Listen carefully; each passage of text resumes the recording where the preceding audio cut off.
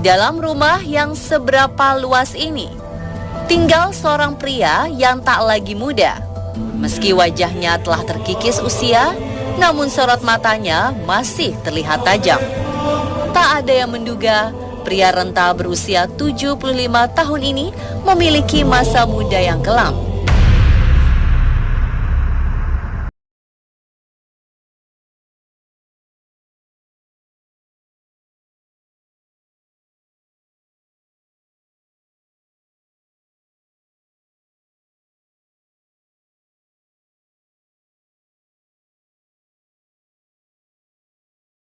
Di Indonesia,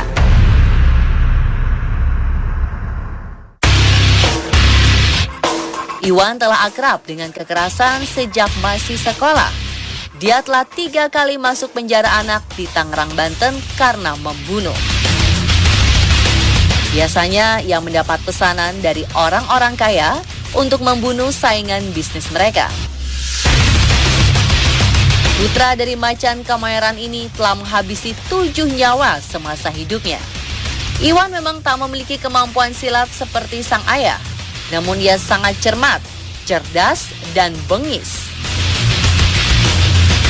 Namun, hidup dalam penjara Cipinang selama 1 dekade membuatnya berubah. Seperti apakah kabar Iwan Cepik ini? Adakah perasaan yang sekian lama tersembunyi di balik kebengisan di masa mudanya? Sekarang Pak Iwan, kegiatannya apa saja sekarang? Selama saya bebas dari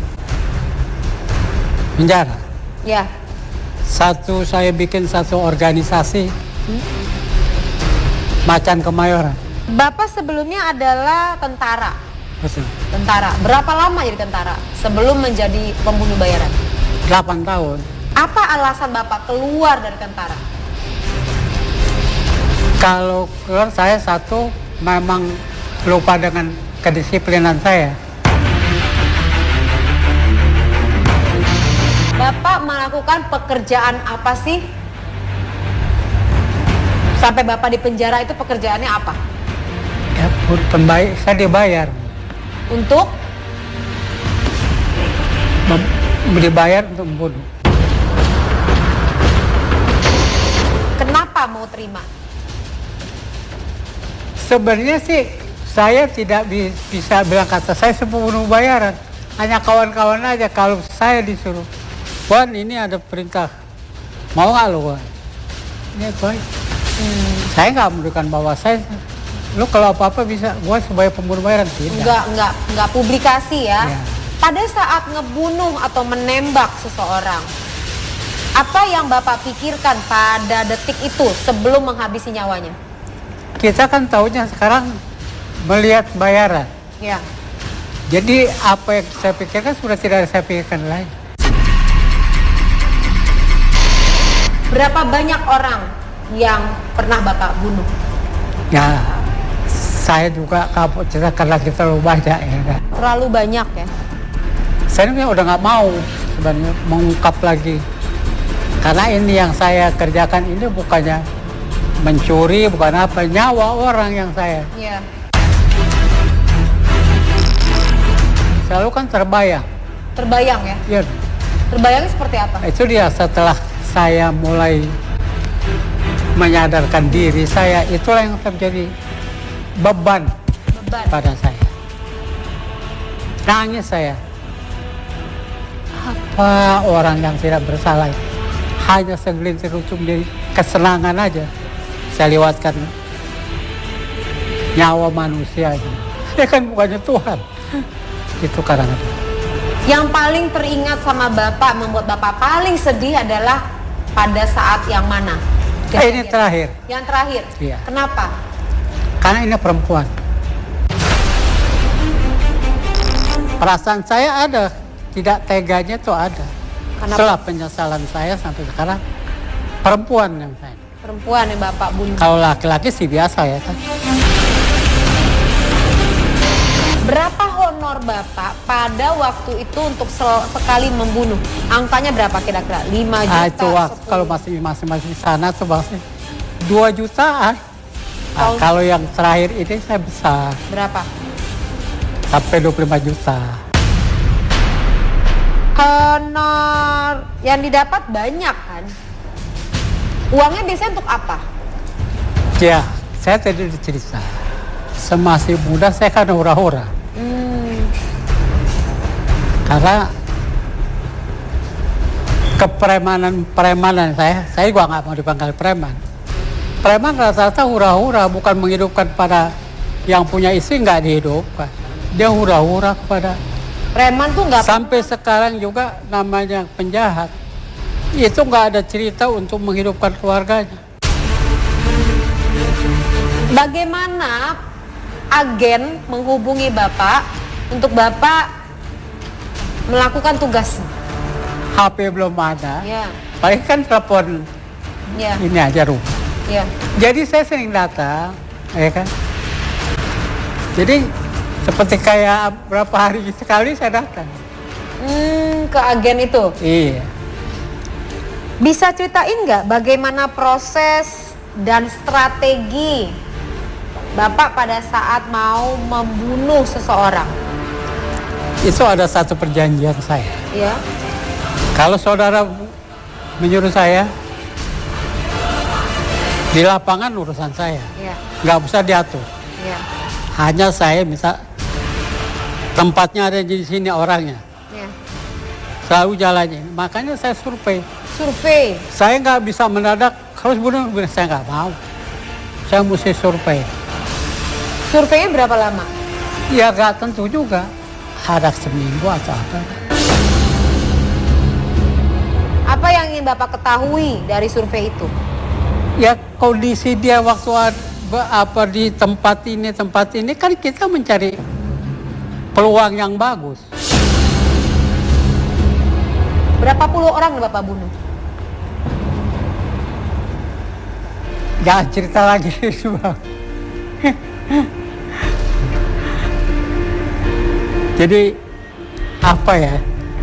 Makanya kan saya bilang kalau saya ditanya sampai ke situ tuh hati saya tuh terenyuh juga. Di penjara di 10 tahun, apa saja kegiatan yang Bapak? Saya kebenaran dengan kepiawaian saya ya. Saya di dalam tuh menjadi foreman Apa tuh? yang menguasai kelompok narapidana di dalam saya. Bapak preman juga di sana ya? Jadi nggak pernah ada yang pukul Bapak di dalam ya? Pandang berani sama saya. Nggak pernah ada yang mukul ya? Yang ada Bapak mukul Orang dia. saya sampai aja dijemput. Lagi kecil Bapak pernah mendapatkan perlakuan yang tidak enak dari keluarga, orang tua? Saya terus terang aja anak yang paling disayang, yang paling baik. Orang tua saya terbuka di Kemayoran. Dan sekarang tujuan hidup Bapak apa?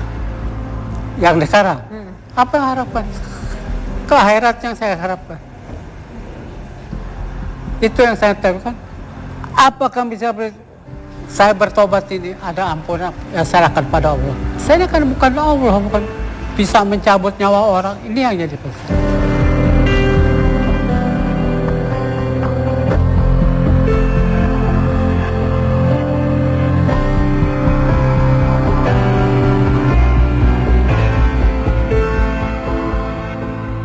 Kita sudah mewawancara profesi yang jarang kita ketahui di Indonesia, yaitu pembunuh bayaran. Bagaimana jati dirinya pada saat diwawancara pembunuh bayaran berikut ini. Ekspresi pertama. Ini adalah ekspresi pada saat yang bersangkutan menceritakan apa yang dirasakan pada saat ia membunuh orang lain. Anda perhatikan di sini. Dia terdiam sejenak. Kemudian ekspresinya adalah agak sedikit naik di sini. Anda perhatikan ke arah hidung.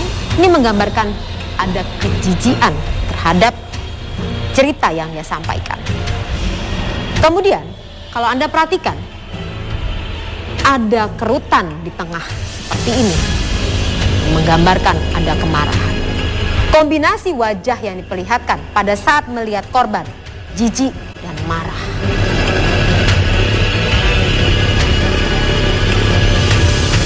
Ekspresi selanjutnya.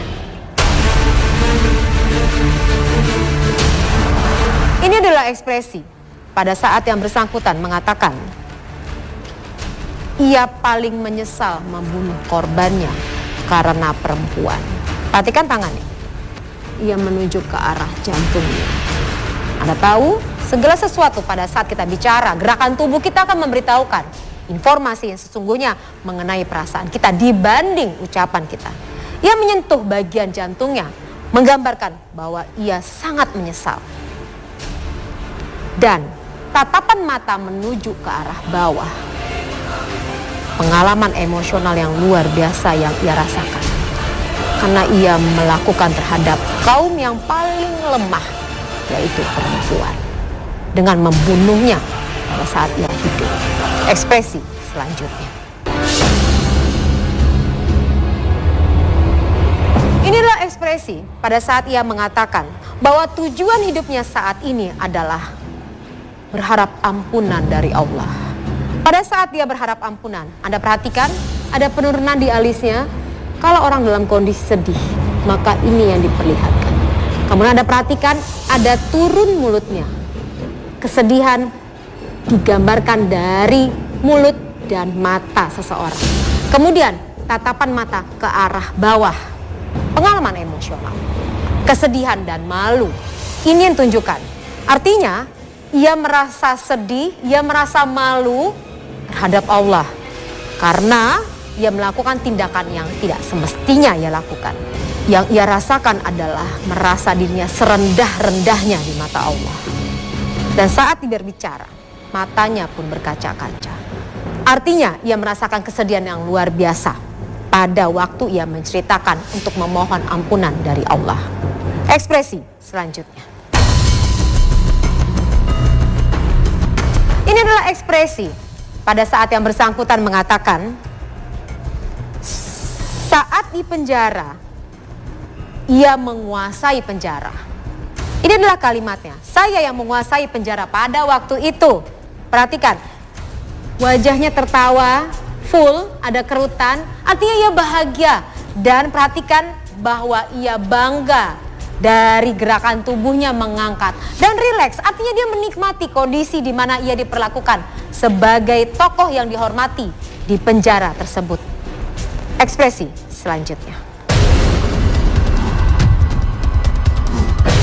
Inilah ekspresi pada saat ia mengatakan, seharusnya Tuhan yang mencabut nyawa manusia, bukan saya.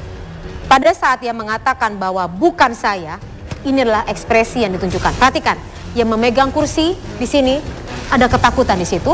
Perhatikan juga wajahnya, ada kesedihan karena menurun di sini. Kemudian ada kombinasi antara ketakutan dan kesedihan. Ada garis di tengah, namun ada penurunan di alis. Kombinasi antara ketakutan dan kesedihan yang dirasakan karena ia mengambil nyawa orang lain yang harusnya dilakukan oleh Tuhan.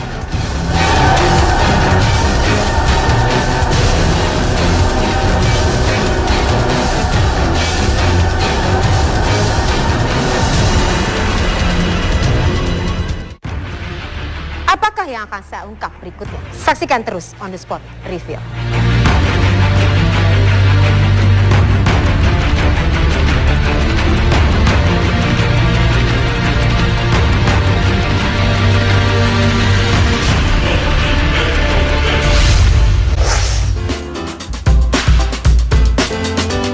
Seorang mama berjoget di atas motor yang sedang dikendarainya. Tak hanya itu, ada juga seorang pesepeda yang melakukan aksi berbahaya jalan raya yang cukup ramai. Selanjutnya, di aksi gila berbahaya di jalan raya hanya di On The Spot. Jangan kemana-mana ya.